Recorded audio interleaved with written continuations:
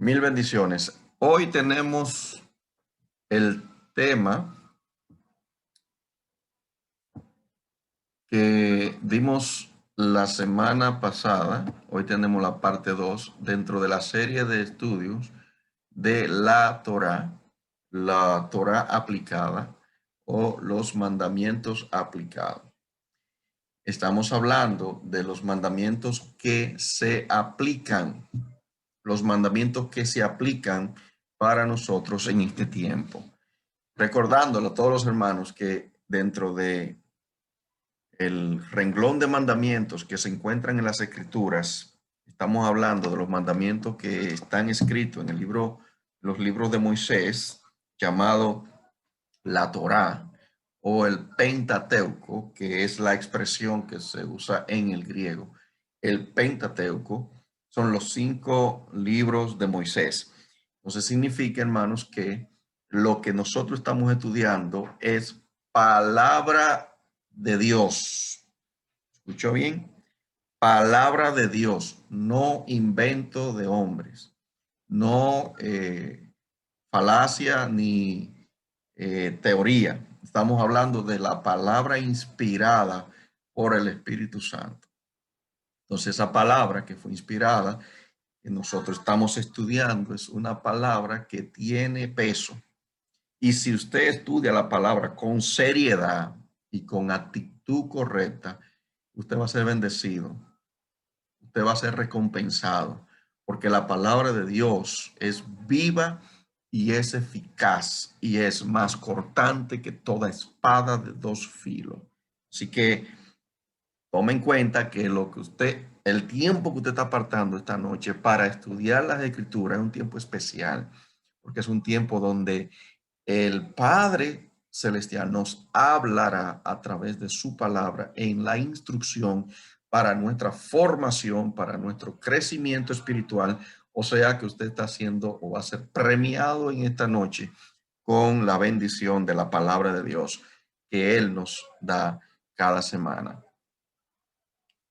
Entonces, tenemos los textos mal interpretados sobre los alimentos puros e impuros, la parte 2. La semana pasada estuvimos viendo lo que tenía que ver con los alimentos impuros y puros, también los textos que se malinterpretan sobre ese tema.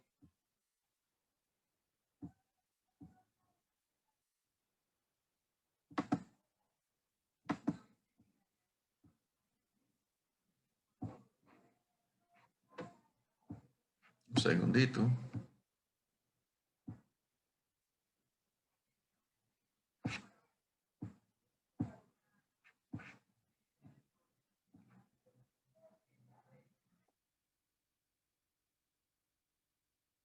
Hay una pregunta. ¿Fueron abolidas en el Nuevo Testamento las leyes alimentarias? ¿Fueron abolidas en el Nuevo Testamento las leyes alimentarias? Es una pregunta que es importante que se haga porque es como hemos estudiado, es una doctrina, es una enseñanza muy generalizada que se dice y se enseña que ya en el tiempo de la gracia, ya nosotros no necesitamos observar la dieta bíblica de la ley de Dios, que ya todo eso cambió, ya todo eso cambió. Entonces, si muchísimas iglesias, muchísimos teólogos enseñan que el Nuevo Testamento habla y enseña que los alimentos fueron ya abolidos, los alimentos puros e impuros, o sea que esa ley no aplica para nosotros. Creo que es de vital importancia que entonces analicemos esos textos. La semana pasada estuvimos analizando algunos textos que hablan sobre ese tema o que aparentemente hablan sobre el tema de los alimentos puros y nos referimos a Romanos 14, 1 Corintios 8. Y esos textos, y estuvimos analizando un poquito el libro de Hechos 10, hablan de cosas muy distintas. No tienen que ver con los alimentos puros e impuros. Y estuvimos detallándolo paso a paso. Y yo sé que si usted tomó nota, se pudo dar cuenta de que no es como se ha dicho. La verdad sale a la luz siempre. ¿Sabe cuántos años se tenía con esa enseñanza?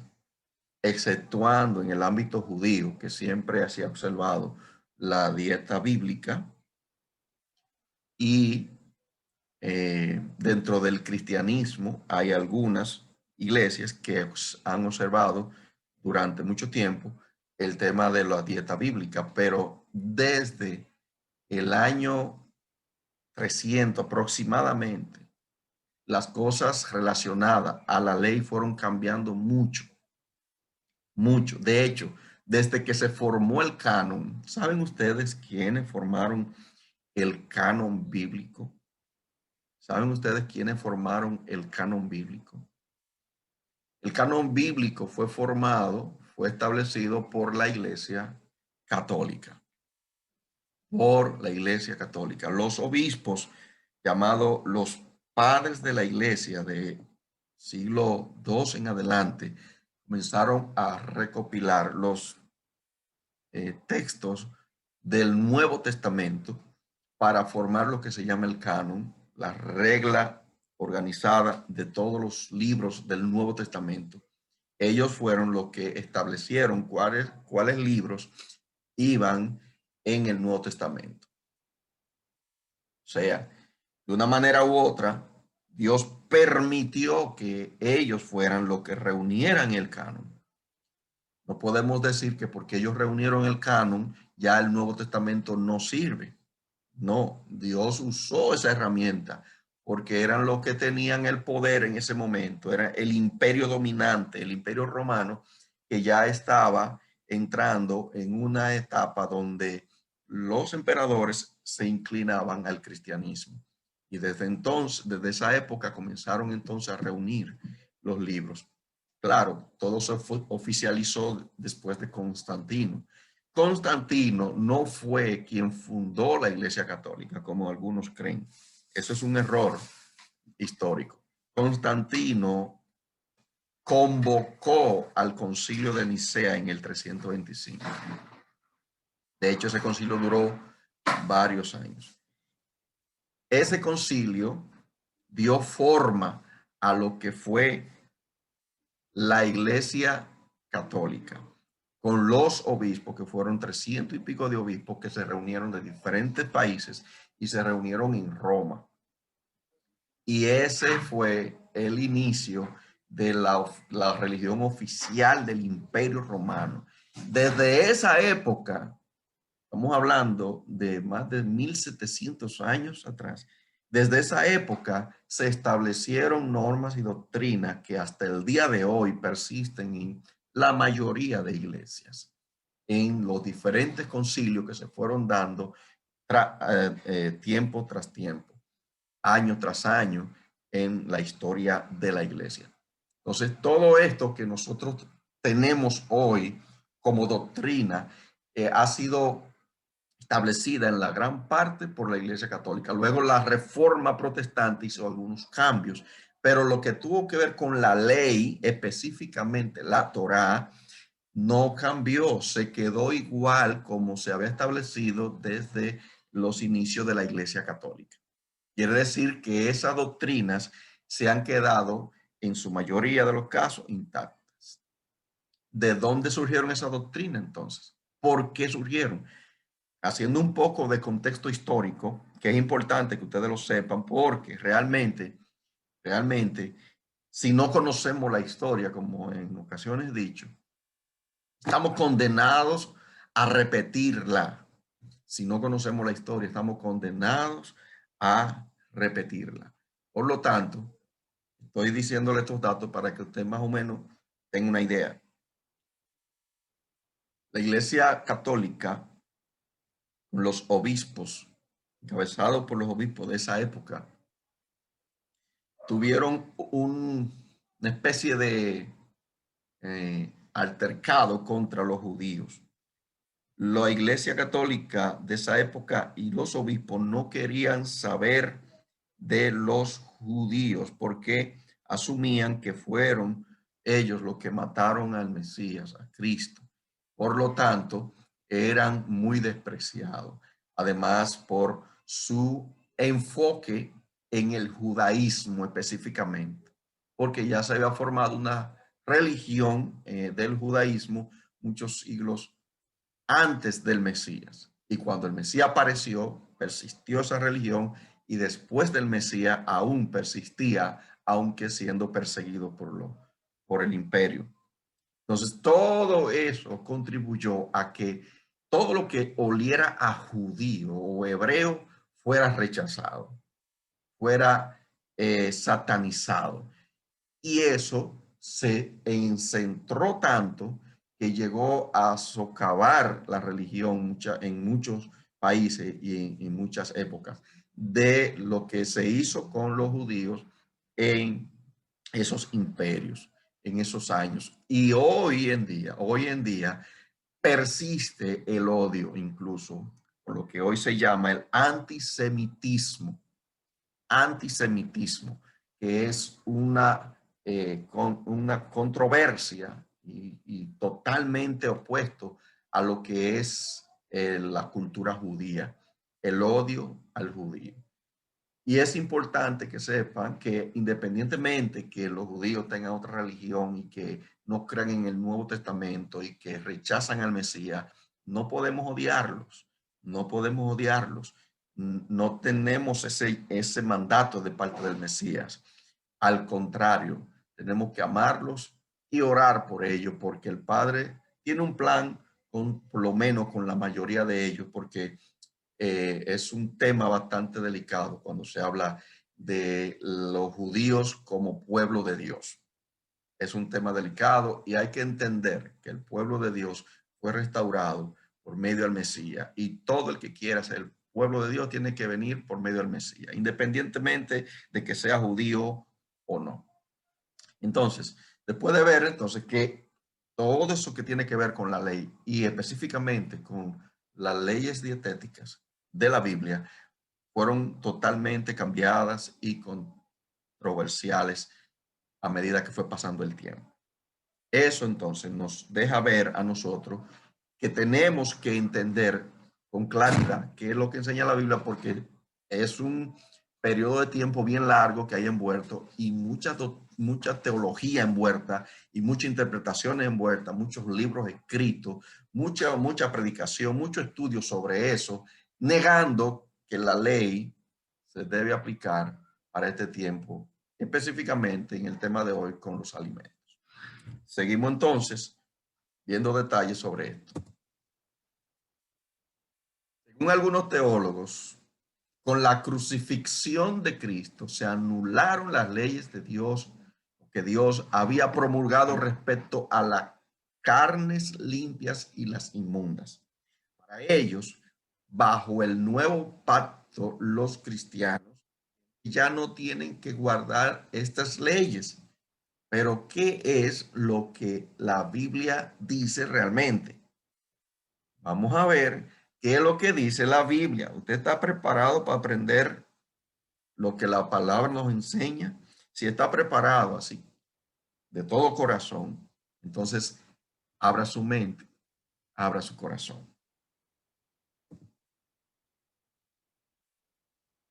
Tenemos entonces el debate sobre los lavamientos rituales. La semana pasada, en cuanto a las preguntas que se estaban haciendo, se tocó algo sobre esto, pero vamos a profundizar un poquito de ese tema. Por otra parte, muchos consideran que en la discusión con los fariseos registrada en Marcos 7, del 1 al 23, Yeshua anuló los estatutos dados en Levítico 11 y Deuteronomio 14 con respecto a los animales cuya carne es propia para el consumo humano.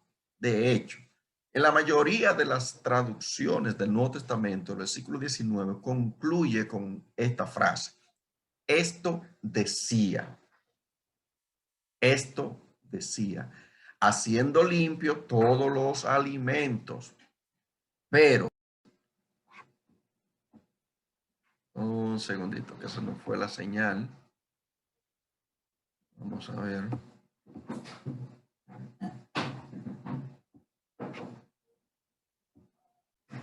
Ok.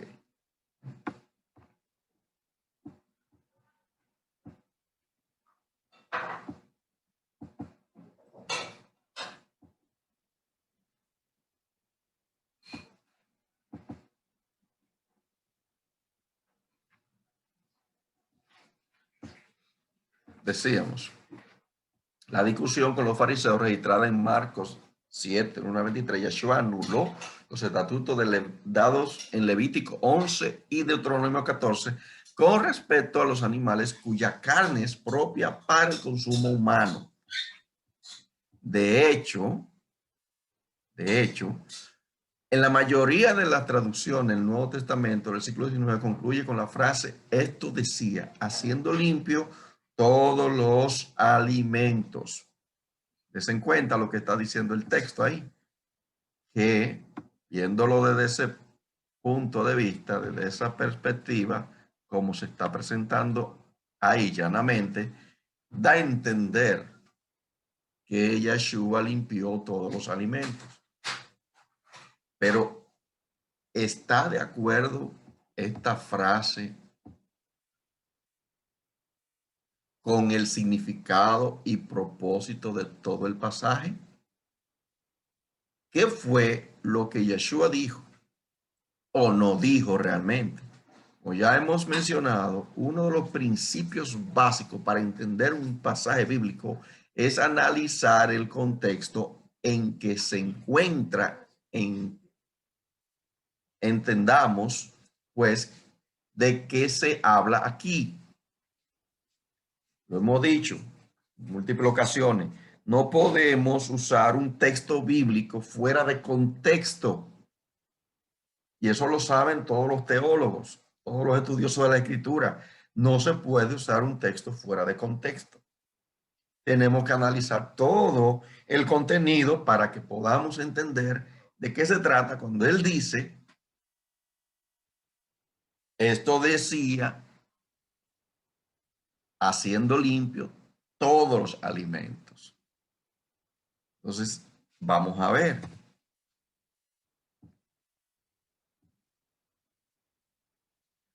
Los dos primeros versículos nos ayudan a entender el contexto.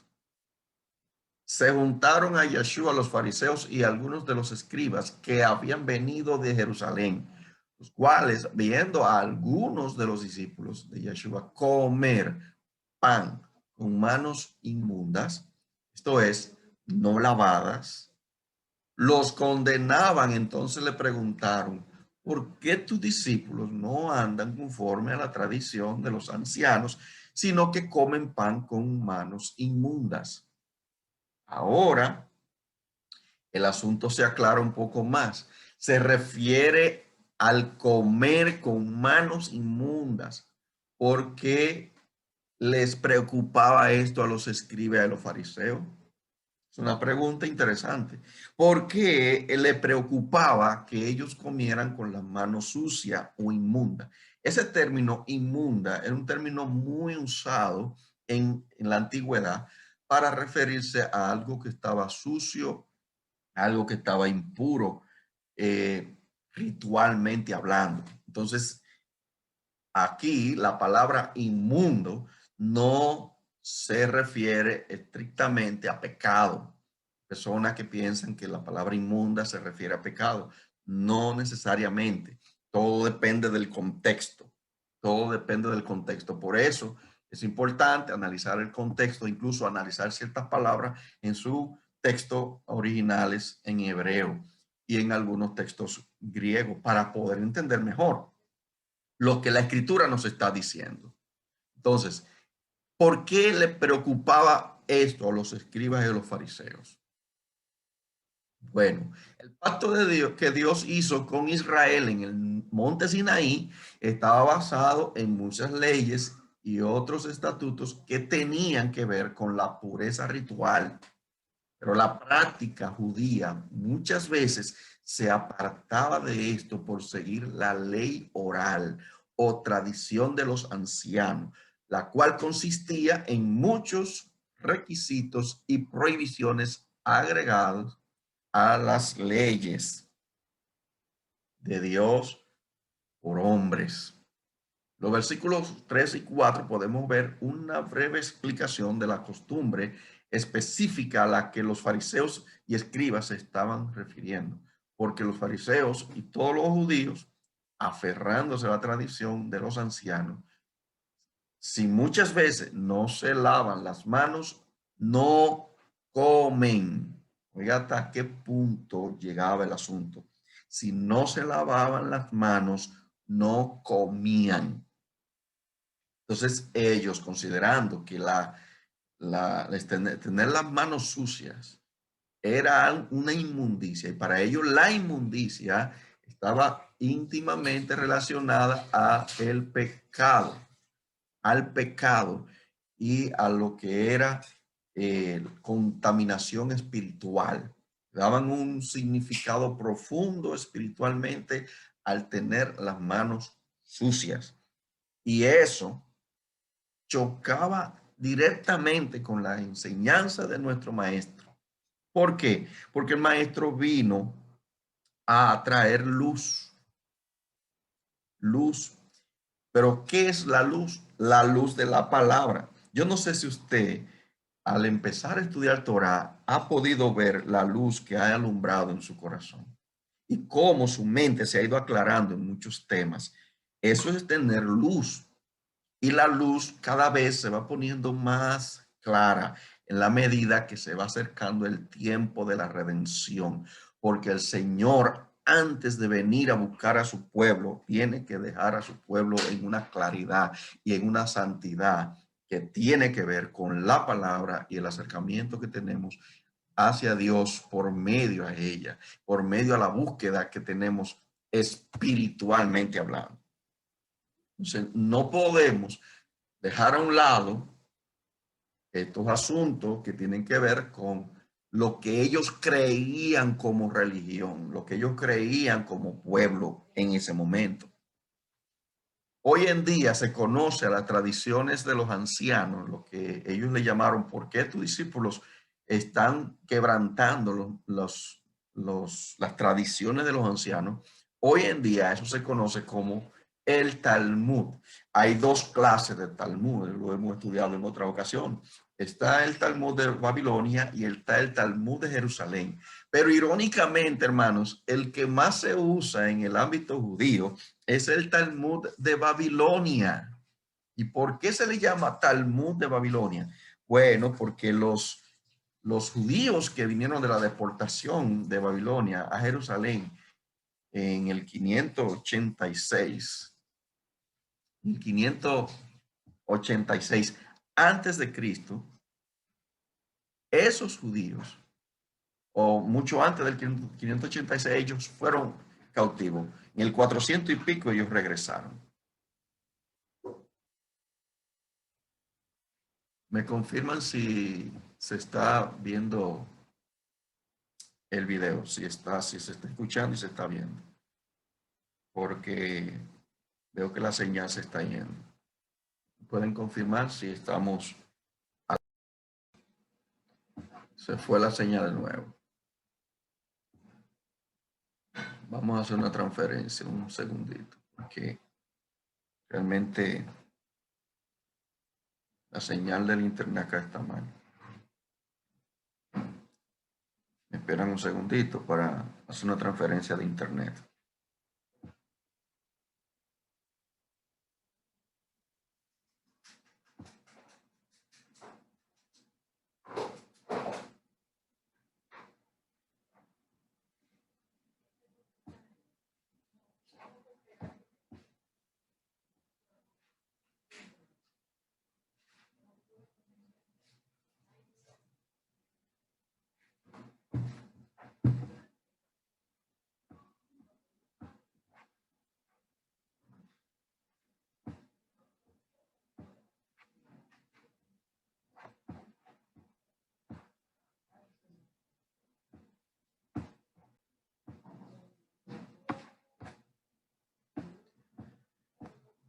Ok, vamos a ver. Un poquito de paciencia, hermano. Ustedes saben que esto del internet hay que trabajarlo con paciencia, con tranquilidad. Entonces, ahora sí. Les decía entonces, hermano, que la tradición de los ancianos, llamado el Talmud, vino de Babilonia después de la deportación. ¿Y qué trajeron de Babilonia? De Babilonia trajeron muchas costumbres y muchos conceptos que tenían que ver con el miticismo de Babilonia. Por eso se le llama el Talmud de Babilonia. Es el más usado en el ámbito judío, el Talmud de Babilonia. Entonces, de ese Talmud es que se extraen muchos conceptos filosóficos, tradicionales y místicos, de cosas que se salen completamente de las escrituras, independientemente de que hay detalles dentro del Talmud que tienen cierta lógica en el trato humano, en cuanto al comportamiento humano, aunque existen muchos textos de ahí que son muy criticados y muy adversos con lo que se tiene que ver con el amor al prójimo. El amor al prójimo. Del Talmud surgen las tradiciones del rechazo mayormente a el gentil. ¿Se acuerdan cuando Pedro llegó a la casa de Cornelio? ¿Qué fue lo que Pedro dijo a Cornelio? A pesar de haber visto la visión de los animales inmundos, a pesar de eso, ¿sabe qué le dijo? Tú sabes bien que a los judíos no se nos permite juntarnos ni aún comer con los gentiles. Oiga bien, ni aún comer con los gentiles. Eso era algo serio. ¿Y de dónde salía eso? De las tradiciones de los ancianos, o sea, el Talmud de Babilonia. Y eso es bastante delicado y peligroso cuando hablamos de lo que es la palabra, la inspiración. De hecho, ¿dónde que está el problema mayormente de el Talmud en el judaísmo? Viene porque se considera palabra de Dios inspirada, dada a Moisés de forma verbal. Por eso le llama ley oral, no escrita. La ley escrita es la Torah, la Biblia, pero la ponen, la equiparan con la ley oral o el Talmud. O sea, que estudiar el Talmud viene siendo lo mismo que estudiar la Torah escrita. Se equipara. Entonces, eso viene a ser una tremenda controversia y una tremenda confusión que lleva a la persona muchas veces a la confusión y la contradicción de los textos bíblicos. Entonces, viendo eso, ahí vamos entendiendo por qué los fariseos y los saduceos dijeron lo que dijeron aquí en el libro de Marcos.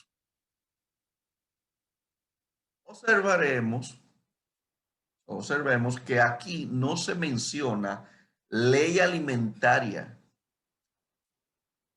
El asunto era la pureza ritual basada en las tradiciones de la ley oral. Los discípulos estaban siendo criticados por no cumplir con la ceremonia de lavado de mano ordenada por esa venerada tradición religiosa.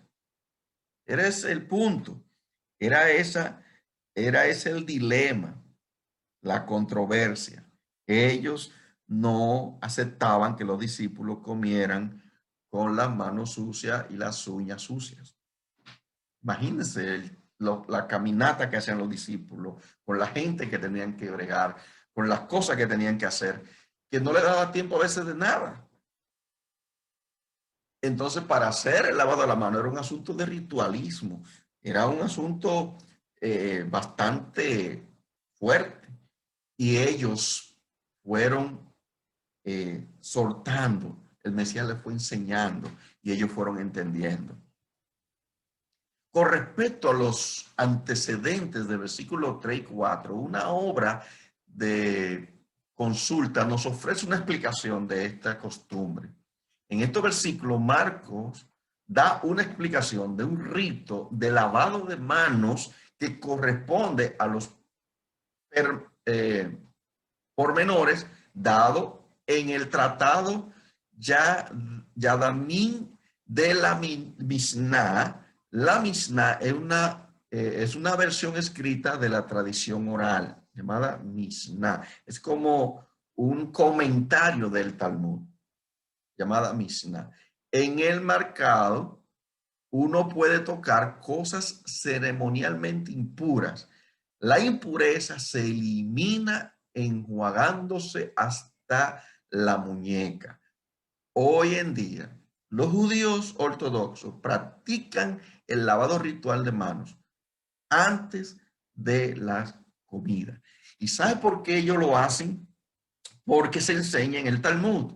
Pero, ¿qué es lo que ellos ven en el Talmud? Ellos ven que en la casa es como el templo, ellos son el sacerdote, la mesa es el altar, la comida es el sacrificio, o sea que comer viene siendo igual a un sacrificio, comer el sacrificio con la mano sucia es en esta parte que habla de la ley oral.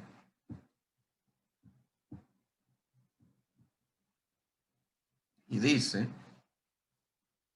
observamos aquí, no se menciona ley alimentaria alguna. El asunto era la pureza espiritual basada en las tradiciones de la ley oral que le mencioné. Los discípulos estaban siendo criticados por no cumplir con la ceremonia del lavado de manos ordenada por esa venerada tradición religiosa.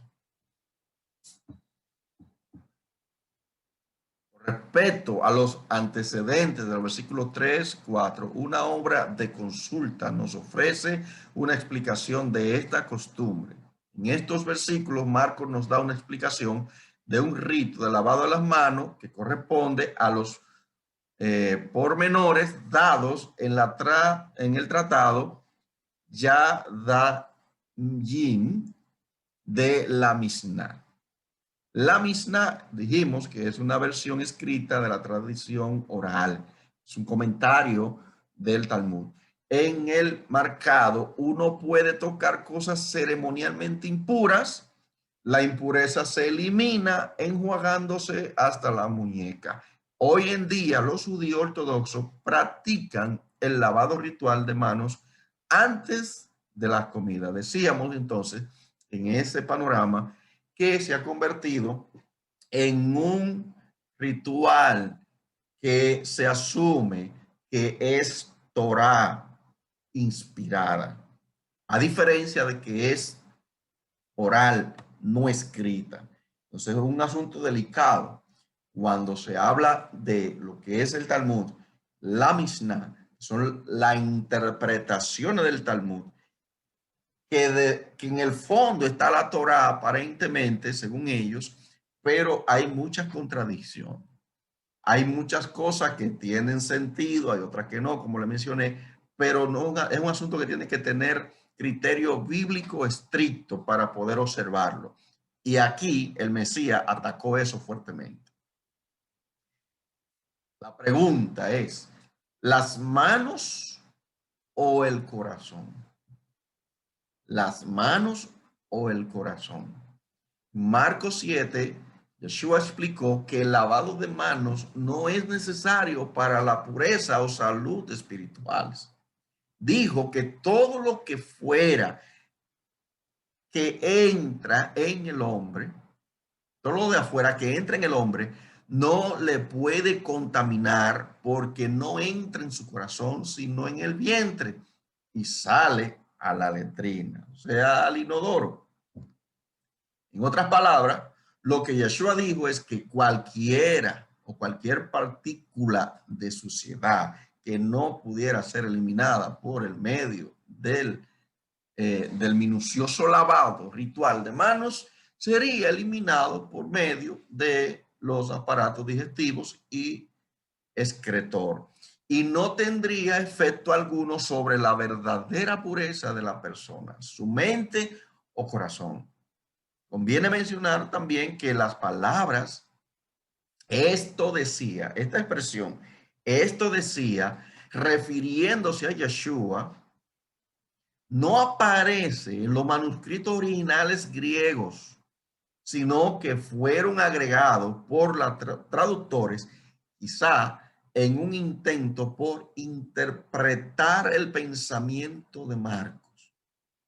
¿Entendió? Esto aparentemente se quiso interpretar lo que Marcos quiso decir, porque el texto no aparece en los manuscritos más antiguos. Esa palabrita, esto decía, como queriendo decir, esto es lo que significa la expresión de lo que entra al estómago y va a la letrina, queriendo decir que purificaba todos los alimentos. Esa palabrita no aparece en los textos, en algunas versiones. Entonces es importante que notemos que Yeshua no está diciendo que los alimentos se podían comer, los alimentos impuros. El texto no lo dice por ningún lado. Por lo tanto, cualquiera que le diga que Yeshua purificó los alimentos, explíquele que ahí no dice eso. Eso está interpolado, eso está mal traducido y mal interpretado. Esa palabrita y esto decía, queriendo decir que había purificado todos los alimentos, asumiendo con eso que se podía comer de todo, no es lo que dice el texto. Por lo tanto, eso es anulado de ahí. No se puede tomar como referencia para comer maco, rana, saltacocote y caballo. Así que no haga cocote con eso, que la palabra no enseña eso. Así que tranquilo. Vamos ahora a la controversia en Colosas. Libro de Colosenses. Con base en lo que Pablo escribió en Colosenses 2:16, que dice, nadie os juzgue en comida o en bebida, o en cuanto a día de fiesta, luna nueva, que viene siendo Rosh Hodesh, o nuevo mes, o día de reposo. Algunos afirman que los cristianos de Colosa comían cerdo y otras clases de carne que anteriormente se habían considerado inmundas, pero la Biblia no ofrece respaldo para esta conclusión. La Biblia no apoya tal conclusión. Colosenses 2:16 al 18, miren lo que dice la Reina Valera. Por tanto, nadie juzgue en comida o en bebida, o en cuanto a día de fiesta, luna nueva o día de reposo, todo lo cual es sombra de lo que ha de venir, pero el cuerpo es de Cristo. Nadie os prive de vuestro premio, afectando humildad y culto a los ángeles, entremetiéndose, vea qué boche, en lo que no ha visto, vanamente hinchado, orgulloso por su propia mente carnal. Eso fue un tremendo boche que le dio a los maestros que estaban tratando de enseñar a los colosenses, los gentiles, que ellos no podían participar de lo que eran los mandamientos, la dieta bíblica. Eso se convertía en un serio problema. ¿Qué es lo que el texto quiere decir? Vamos a analizarlo. La falsa enseñanza condenada por Pablo tenía muchos elementos del ascetismo. ¿Qué es el ascetismo? Una filosofía según la que era pecaminoso todo lo que produjera gozo. Miren qué interesante, hermanitos, hermanos queridos, esta observación. Todo lo que significara gozo era prohibido, era pecaminoso. A eso le llaman ascetismo, con el cual se pretendía ser más espirituales a los que le seguían. Notemos lo que le escribió a los colosenses. Si habéis muerto con Cristo en cuanto a los rudimentos del mundo, ya bien, rudimentos del mundo, ¿por qué como si vivieseis en el mundo, os sometéis a preceptos tales como no manejes, ni gustes, ni aun toques, en conformidad a mandamientos y doctrinas de hombres? Cosas que todas se destruyen con el uso. Tales cosas tienen a la verdad cierta reputación de sabiduría en culto voluntario, en humildad y en duro trato del cuerpo. Esa expresión, y en duro trato del cuerpo, pero no tienen valor alguno contra los apetitos de la carne. ¿Qué le parece? Pablo, Shaul, está diciendo aquí a los colosenses, tranquilo, no se dejen engañar de falsa enseñanza. No se dejen engañar de esos que lo condenan. Él le llama a ellos los lo que hacían que su vida pareciera más espiritual, que se parecieran a dioses. ¿Quiénes eran estos ascetistas? ¿Quiénes eran? Bueno, la Biblia habla de los gnósticos, y habían judíos gnósticos también. Recuerden que la tradición babilónica estaba ya incrustada en el pensamiento judío de la época con lo que hoy se conoce como la cábala también. La cábala. La cábala tiene mucho contenido místico que habla de lo que tiene que ver con cosas espirituales a otro nivel, a otra dimensión, que es bastante peligroso, muy peligroso. Y entonces aquí vemos que Pablo está condenando estas prácticas que se le llama ascetismo. En esa época eran personas que maltrataban su cuerpo, se querían entregar completamente a lo que era el dolor para ellos sentirse bien, para sentirse libres. Y eso es bastante fuerte. Hoy en día todavía existen muchos ascetistas, pero a otro nivel, con otro pensamiento y religión.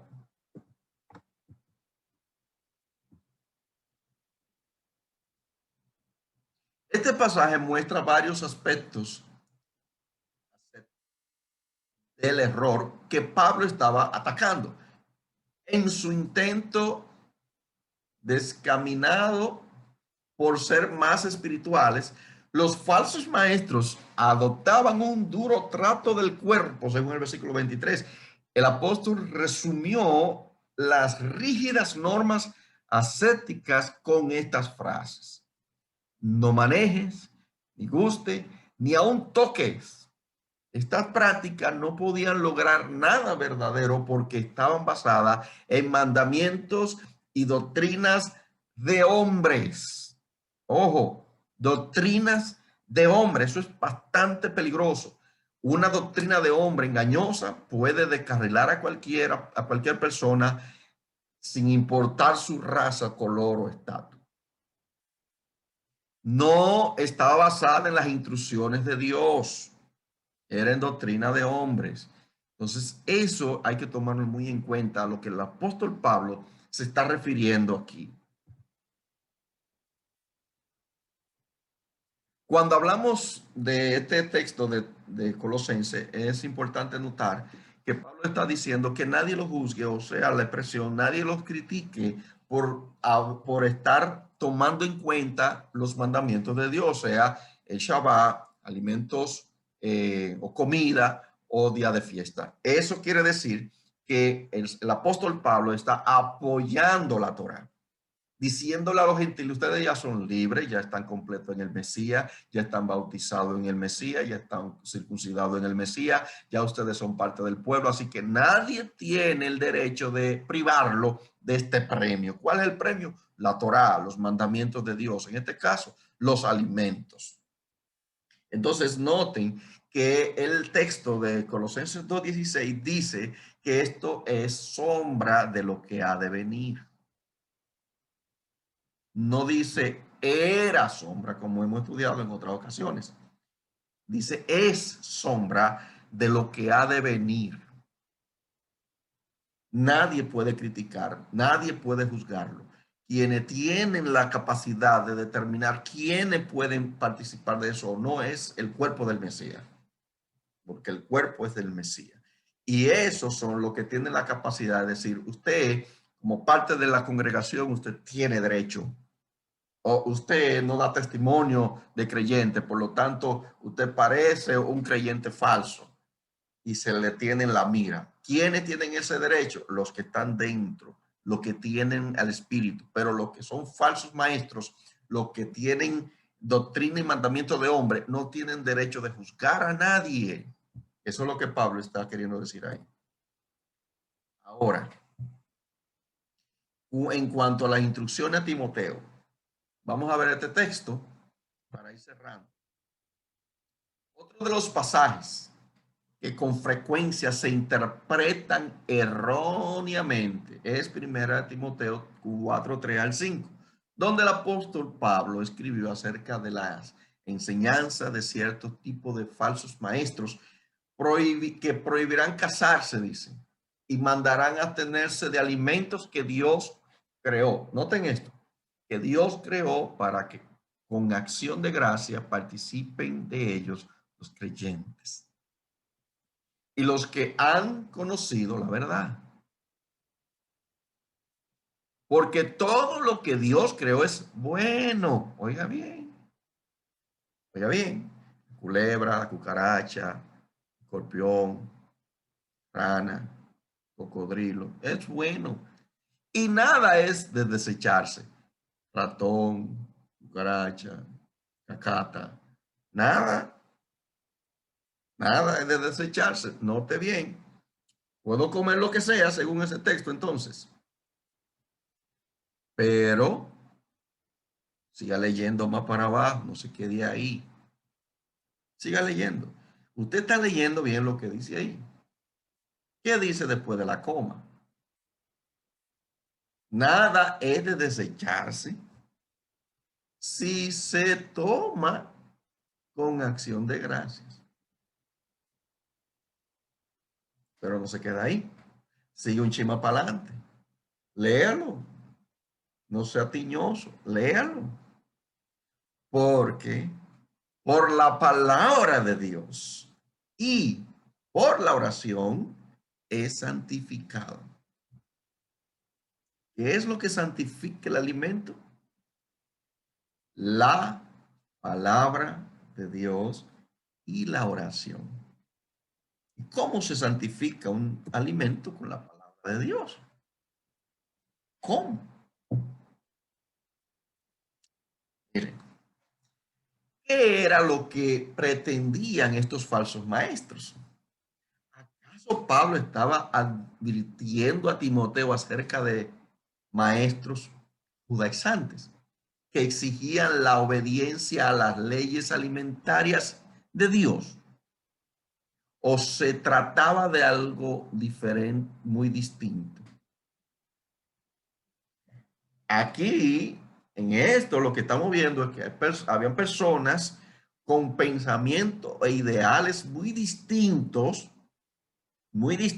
Eran gnósticos, eran espiritualistas que trascendían la Biblia, porque lo espiritual era lo más importante y lo único, mientras que lo físico y lo material no tenía importancia. Por lo tanto, no había, no se tenía, se le había puesto prohibición de muchas cosas. En este texto es diferente lo que se está tratando.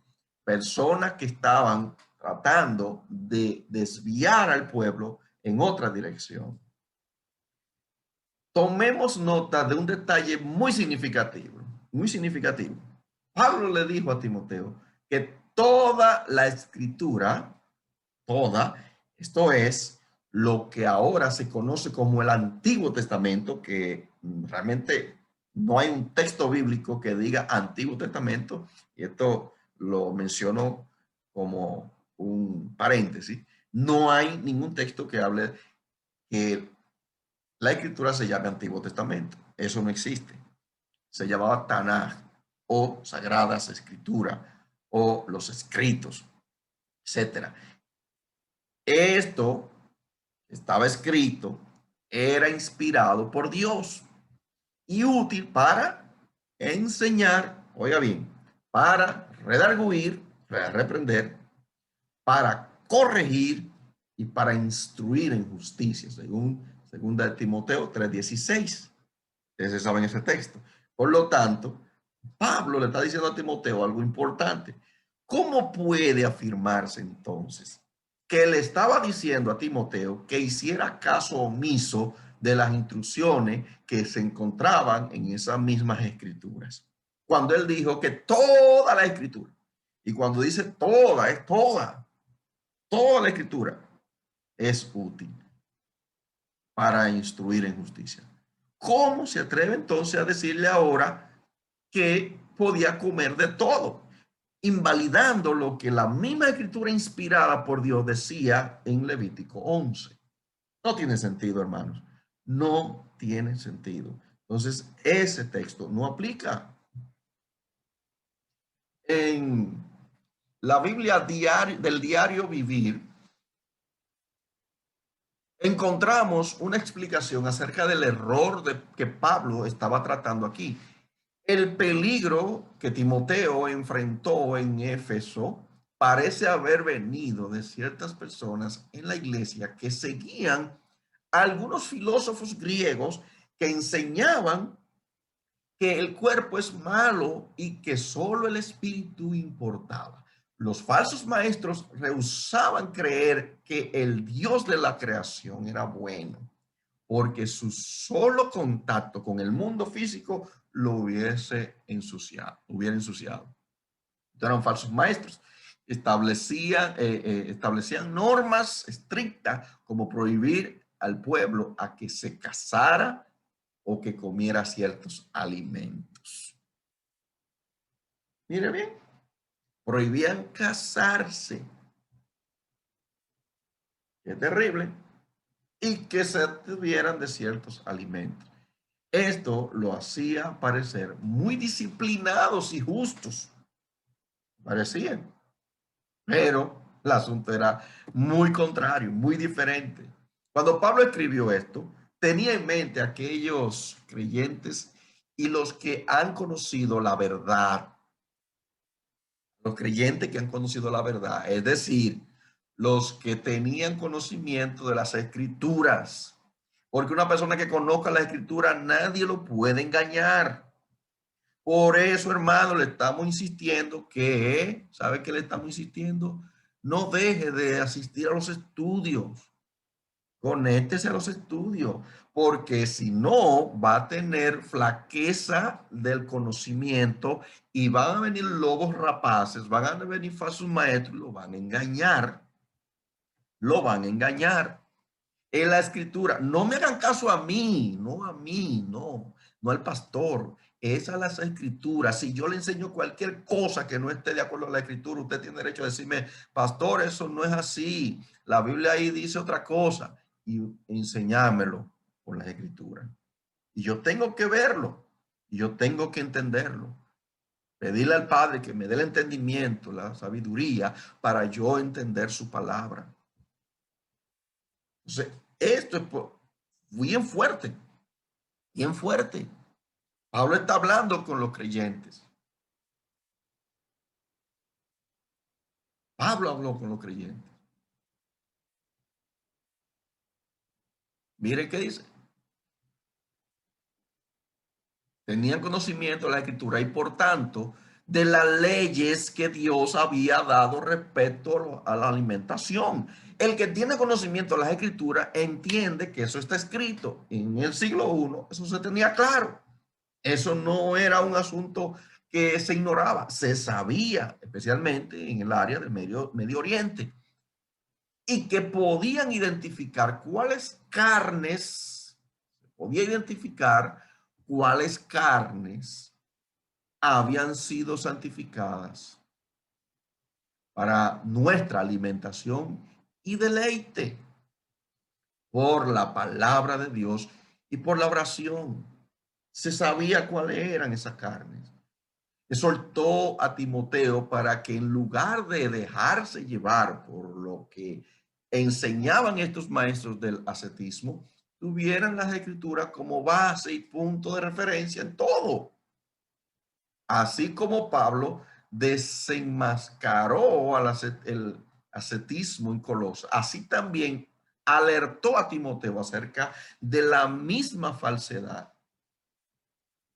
En ninguno de los dos pasajes se trata de las instrucciones de Dios respecto a los alimentos. No está hablando de eso. Está diciendo de lo que ellos enseñaban los falsos maestros, los ascetistas. Entonces, aquí, hermanos, estamos entendiendo que usted va a comer carne. Usted no puede decir, Señor, voy a orar por este cerdito y tú lo vas a bendecir para que no me haga daño. Y fuáquete comérselo. No, no es así que funciona. ¿Cómo voy a santificar un alimento? Primero tengo que ir a la palabra. ¿Qué dice la palabra? ¿Cuáles son? ¿Cuáles no son? Entonces, después que ya identifico cuáles son, oro por ello y queda santificado por la palabra y la oración. Eso está en el versículo 5. ¿Lo leyó? Bien.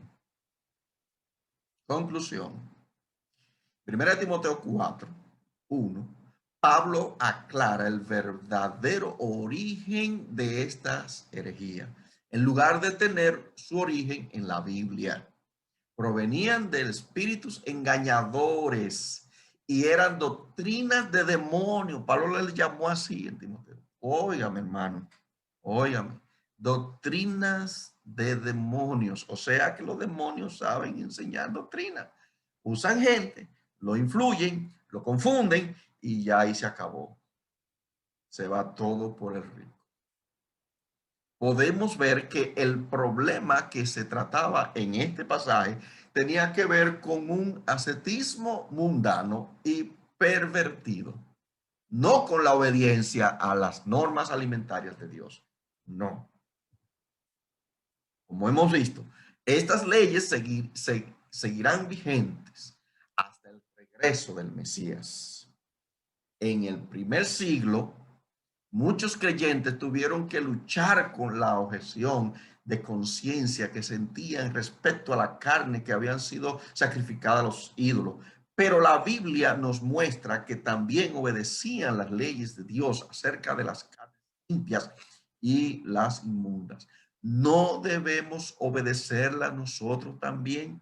Si los creyentes del siglo I, si los apóstoles obedecieron, ¿no deberíamos nosotros también obedecerla?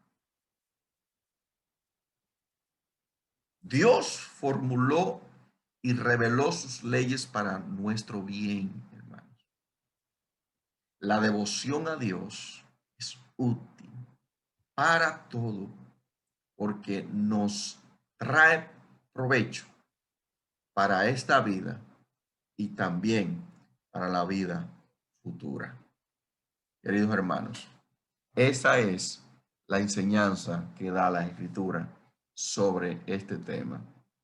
La devoción a Dios es útil para todo, porque nos trae provecho para esta vida, también para la vida futura.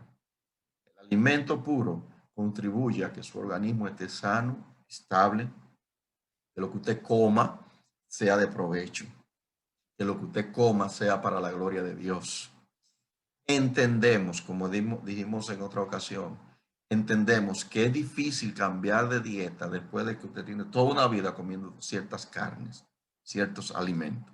Es difícil, pero para Dios no hay nada imposible. Póngase en su mano. Dígale al Padre que le dé el entendimiento para entender su palabra y Él ha de responder. Porque hay que amar su palabra y obedecerla. Por amor a Yeshua.